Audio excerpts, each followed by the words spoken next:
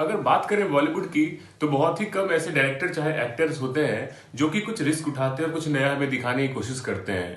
इसी लिस्ट में नाम आता है डायरेक्टर अनुराग बासु का, जिन्होंने हमें पहले लाइफ इन ए मेट्रो, जग्गा जासूस, बर्फी जैसी बेहतरीन फिल्में दी हैं। और अभी हाल में ही उनकी फिल्म नेटफ्लिक्स पर रिलीज हुई है जिसका की नाम है लूडो। आज हम चर्चा करेंगे इसी फिल्म के बारे में, तो चलिए शुरू करते हैं।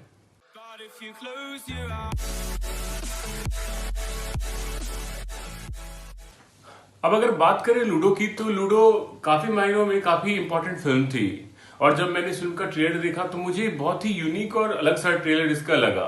इसी वजह से शायद मेरी एक्साइटमेंट और बढ़ गई। प्लस जिस तरीके की फिल्में हमें अनुराग बासु ने दी है, बर्फी जैसी फिल्में, बेहतरीन फिल्में, चाहे जग्गा जासूस जैसी बहुत ही अलग टाइप की फिल्म, तो मुझे इस फिल्म से काफी एक तरीके से उम्मीदें थी। और जब मैंने इस फिल्म को देखना स्टार्ट किया और जब मैंने ओवर किया तो कहीं ना कहीं वो उम्मीदें 90% तक मेरी मैच कर गई। अब ऐसा क्या था इस फिल्म में? तो इस फिल्म की कहानी जो है बेसिकली वो अलग अलग 5 कहानियां एक साथ इस फिल्म में चल रही होती हैं और वो सारी कहानी एक दूसरे से कनेक्टेड होती है। अब बात करते हैं इस फिल्म के कहानी की। तो अगर बात करें फिल्म की कहानी की तो फिल्म की कहानी स्टार्ट होती है ऐसे दो रैंडम पर्सन से जो आपस में बातचीत कर रहे होते हैं और उनके बातचीत का मुद्दा होता है कि दुनिया में क्या सही है, क्या गलत है, क्या पाप है, क्या पुण्य है। तो ये सारी चीजों पे वो अपनी बातों के अंदर ही कहानियां अलग अलग बतानी शुरू करते हैं, जहां हमें 5 अलग अलग कहानियां देखने के लिए मिलती है और वो पांचों की पांचों कहानियां कहीं ना कहीं शायद इंटरकनेक्टेड है। यही चीज इस फिल्म में बहुत बेहतरीन तरीके से दिखाई गई है। अब अगर बात करें कहानियों की, सबसे पहली कहानी जो होती है वो होती है आदित्य रॉय कपूर की और सानिया मल्होत्रा की, जहां पे हम देखते हैं आज की मॉडर्न डे लव स्टोरी, जहां पे एक तरफ लड़की को सिर्फ एक बहुत ही रिच पर्सन चाहिए और गुड लुकिंग बंदा चाहिए, तो दूसरी तरफ लड़का सिर्फ एक ट्रू लव की तलाश में है। तो इन दोनों के बीच जब इतनी कॉम्प्लिकेशंस है, दोनों की थॉट प्रोसेस इतनी अलग है, तो क्या ये साथ में रह पाएंगे या इनके जीवन में कुछ अलग होगा? इसी के ऊपर में इनकी स्टोरी घूमते रहती है। अब जो इस फिल्म की दूसरी कहानी है वो है अभिषेक बच्चन की, जिनका की फिल्म में नाम है बिट्टू भैया। बिट्टू एक क्रिमिनल चार्जेस के अंदर 6 साल के लिए जेल चला गया था। अब जब वो जेल से बाहर आ गया है तो उसकी फैमिली में उसकी वाइफ और उसकी बेटी मूव ऑन कर चुके हैं और किसी और के साथ सेटल है।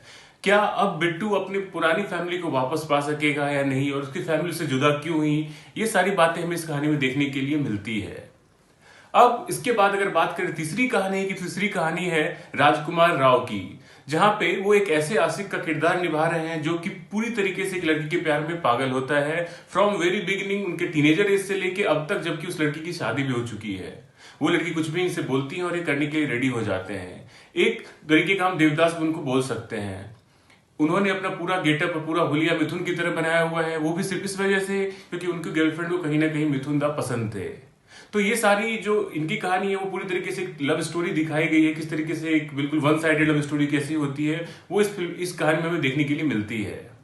अब जो फिल्म की चौथी कहानी है वो है पर्णमाने और रोहित की, जहां पे हमें देखने के लिए मिलता है कि ये दोनों किस तरीके से अपनी जिंदगी में अलग अलग तरीके से लोग उनको बुली करते हैं और उनका मजाक उड़ाते हैं।